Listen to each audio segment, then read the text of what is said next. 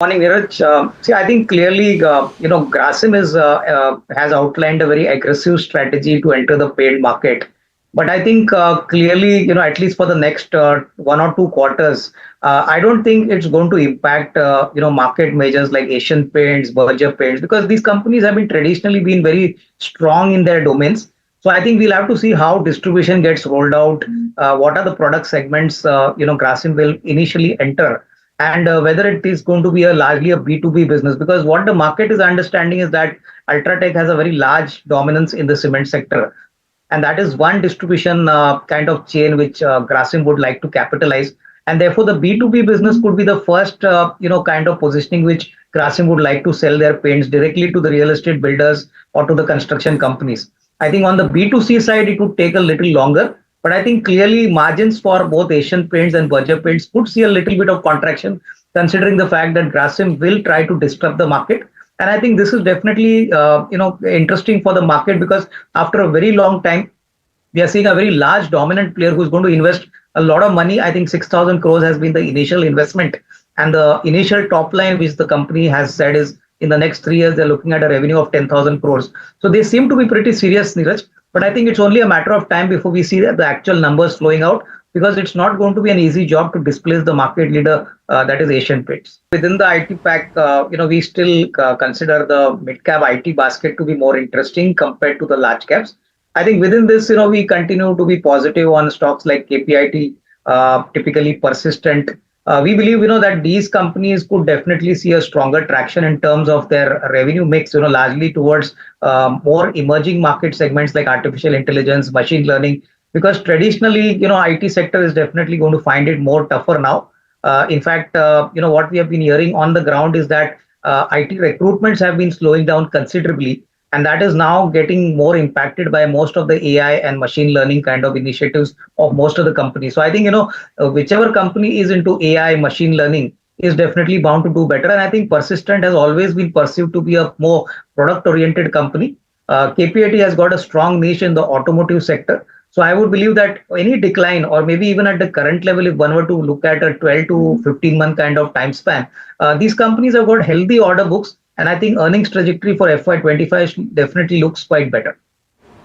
I think clearly, RBL Bank has seen a significant amount of re-rating, but I think going forward, Tamanna, my sense is that, it seems fairly well positioned both on the mid-sized corporate as well as on the SME book side, where the maximum amount of stress had come in. My sense is that over the next, say, 2 to 3 quarters, one could see a gradual recovery. And I think the markets are obviously pinpointing the fact that whatever asset quality concerns were earlier expected are unlikely now to happen and create a big damage on the balance sheet. So I would believe that, not only this block deal, but I think clearly some sort of smart buying has started coming in. And I think one could see a better kind of a performance picture, at least for the coming financial year. So I think it looks pretty interesting, but provided one has a slightly medium to long term view here. See, fundamentally, these companies will continue to do well because crude continues to trade at benign levels. But I think as elections get closer, I think there are very strong indications that the government could cut down petrol or diesel prices. And I think that could impact their profitability, at least in the short term. So we have been advising our clients that, wherever they have made a decent amount of money and a decent risk reward in these counters, I think it's better to book some money out here, because at least for the next few quarters or maybe few months, till the time the elections are not over, there are indications that elections could be announced in mid-April. And I think after that, obviously, there could be a little more volatility in these counters. So I think as of now, we don't suggest any fresh buying. But yes, I think at higher levels, one could definitely exit. And obviously later on, once the elections are over, one could definitely re-enter them. Here, I think we are positive on a company called BLS International. It's one of the top visa processing companies in India. And I think it's got a monopoly kind of status in India, has a cash-rich status, and most importantly, earnings growth over the next couple of years is going to be extremely strong. Recently, one of their e-commerce companies went public, BLS e-commerce, and I think this company has also given them a lot of value upside in terms of their shareholding. I would not be surprised that we could see significant upside here, considering the fact that hotel and hospitality kind of companies are being re-rated quite significantly. And this is a play on hospitality. I would not be surprised that we could see levels of around 425, 450 over the next, say, 12 to 15 months. So this looks to be an interesting bet. And considering the kind of cash flows and the kind of the kind of dividend payouts the company has been making, it definitely looks interesting at the current. No, I think clearly, Neeraj, within the the tower renting companies, Indus Tower is one of the larger players, and I think now with the 5G rollout expected from most of the key players, I think Indus Towers could definitely benefit significantly. But I think it's been a slow mover.